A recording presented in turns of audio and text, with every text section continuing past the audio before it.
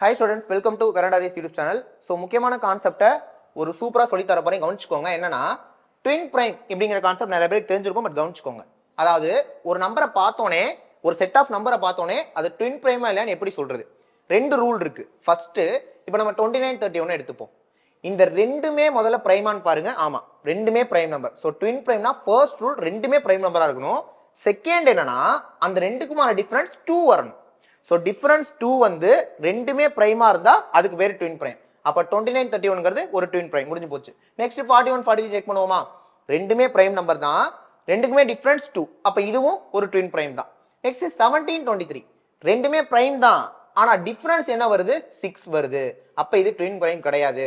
So எதெல்லாம் twin prime எதெல்லாம் twin prime கிடையாதுன்னு இப்போ உங்களுக்கு கிளியரா புரிஞ்சிருக்கும். இப்போ உங்களுக்கான ஹோம்வொர்க் 71 73 அப்படிங்கிறது ட்வின் பிரைமா இல்லையான்னு மட்டும் எஸ் ஆர் நோன்னு கீழே கமெண்ட் போடுங்க. இதே மாதிரி புது புது கான்செப்ட் கத்துக்கணும்னா சேனலை தொடர்ந்து பாருங்க, அது உங்களுக்கு ரொம்ப யூஸ்ஃபுல்லா இருக்கும். நெக்ஸ்ட் வீடியோல பார்க்கலாம். தேங்க்யூ.